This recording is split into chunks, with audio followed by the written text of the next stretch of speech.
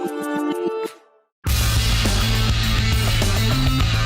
I'm Jake from JacobTubeHD. Welcome back to the movie I want to talk about. The show that needs a video game movie to make fun of because Mario is actually a good film. I said video game movies are ass, and then I praised the video game movie for 14 minutes, even though most of that time was spent planning my Nintendo Cinematic Universe, which might actually be happening since a live-action Zelda movie is in the works. But that's besides the point. I need a video game movie to hate or slightly tolerate. It can't be Five Nights at Freddy's because I didn't hate that film. It had some problems, but I thought it was okay, and I would be shocked if it didn't get a sequel. It can't be the Sonic films because those get actual praise. Maybe I should try a film based on a fighting game. Something hard to make a movie because the game is just about fighting, so you really have to get creative with the characters and the worlds. I shouldn't do Street Fighter because Raka Raka is going to make a great Street Fighter film whenever they make it. I guess the next logical one would be Mortal Kombat. Let's do the one from a couple years ago because it wouldn't be fair for me to pick on the ones that came out in the 90s because all they had to work with was the Sega Genesis games. This one had so many games to work with. Over the many years Mortal Kombat has been a major game franchise.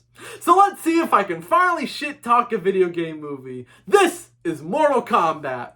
This film is about an MMA fighter named Cole who is unaware of his family's hidden lineage. When an assassin named Sub-Zero begins to hunt him down, he seeks out a clique of fighters that were chosen to defend the Earth realm from enemies of the Outworld in a high-stakes battle for the universe while also unlocking his true power.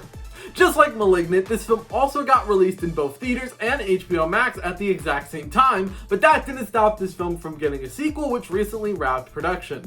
I think the best way to describe this film is painfully average. We're immediately thrusted into the story and we don't really get to spend enough time with these characters to care about them and their survival. None of them are hateable, but we don't really get to learn about them, which sucks because the games have a vast world of unique characters with unique personalities. Here we just either get characters to push the story along, villains that barely get any screen time, or comedic relief that doesn't end up being funny. The pacing just feels way too fast in this film, and it feels like we're just zooming through the story without any stopping. It's a basic plot and the story is pretty much two sides fighting.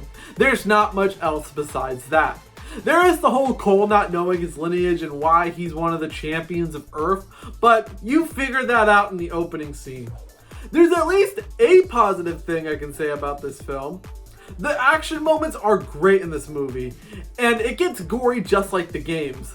The games are more gory, especially with the fatalities, but there's only so much you can show in an R-rated film. Although the action stuff is cool, the story is stale, and we get no time to spend with these characters to connect with them. Mortal Kombat gets a 2 out of 5 beating hearts from weird invisible monsters. So I got the shit on an average video game movie, but it's not as memorable as a terrible video game movie, so it didn't fix me. I guess I'll have to wait another few months to find a shit video game movie that's actually interesting to talk about. You know, all the ice in this movie because of Sub-Zero reminded me of the fact that it's been 6 weeks since Groundhog Day, which means winter is over! Take that, Hayden! The 6 weeks of hell are over! You've actually been keeping track to remember the whole 6 more weeks of winter thing? Yep! Why? Because this has been the worst 6 weeks of my life because of how cold it's been. I even had to turn my thermostat up to 70 degrees. Really? Cold weather caused you the worst 6 weeks of your 18 years of life? It is. And it's all your fault for seeing your shadow. The groundhog didn't even see its shadow, so it's actually been an early spring. Also, who cares if it's 6 more weeks of winter or an early spring? It's weird that a magical groundhog can predict the weather, and we all care whether or not the groundhog sees its goddamn shadow! I don't care what the groundhog has to say. I care what you have to say, and you saw your shadow, but it's all over because the 6 weeks are up and warm weather is coming. I curse you away from my city, cold weather. Be gone! Yeah, he's a lost cause, just like everyone else who thinks me seeing my shadow controls the weather. Why me? Why does it have to be me? You don't see people doing this to the weather people on the news because as soon as I see my shadow, it's my fault there's snow on the ground and people get their cars stuck on the road because of the ice. I'm not a groundhog, and my shadow does not affect the weather. You know, I think I need to take myself to a better place. Better places make me... I